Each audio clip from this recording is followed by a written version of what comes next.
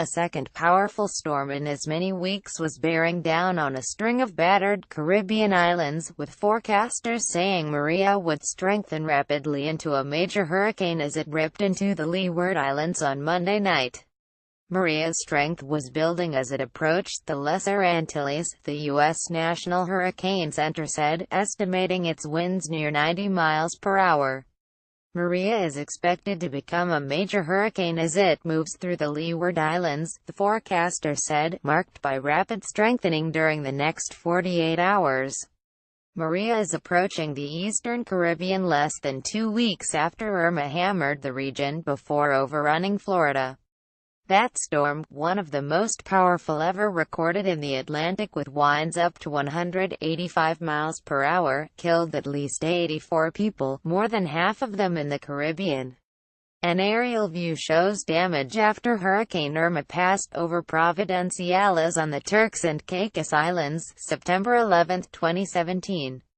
Corporal Darren Legg, RLC Ministry of Defense handout via Reuters. As of 2 a.m., the center of the storm was about 90 miles north-northeast of Barbados and about 170 miles east-southeast of the leeward island of Dominica, moving to the west-northwest at about 13 miles per hour. Hurricane conditions were expected for Guadalupe, Dominica, Martinique and St. Kitts, Nevis and Montserrat, and the Hurricane Center warned Puerto Rico to monitor the storm. The British Virgin Islands and St. Martin, which was devastated by Hurricane Irma, were under a hurricane watch, as were the U.S. Virgin Islands and Anguilla. More than 1,700 residents of Barbuda, where Irma damaged nearly every building, braced for Maria on neighboring Antigua, now under a tropical storm watch, said Ronald Sanders, the country's ambassador to the United States. Puerto Rico has already begun preparations for Maria, which by Tuesday was expected to unleash powerful winds on the U.S. territory, already dealing with a weakened economy and fragile power grid.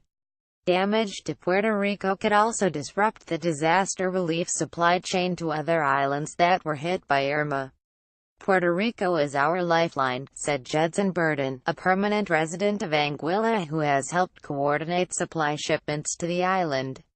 We had 2 volunteer flights canceled because of the weather that is coming. The planned deliveries consisted of plywood, power tools and screws to close up windows and doors that remain open on the island, where 90% of structures were damaged. Soldiers from the 602nd Area Support Medical Company secure a portable tent as they break down a field hospital outside the Schneider Regional Medical Center while preparing to evacuate their unit in advance of Hurricane Maria, in Charlotte-Amalie, St. Thomas, U.S. Virgin Islands on September 17, 2017. Reuters. Jonathan Drake. The Hurricane Center also issued a tropical storm watch for portions of the U.S. mid-Atlantic and New England coast by Tuesday as a second hurricane, Jose, moved slowly north from its position in the Atlantic Ocean about 315 miles southeast of Cape Hatteras, North Carolina. The eye of Jose, with top sustained winds of 90 miles per hour, should remain off the U.S. East Coast, the NHS said.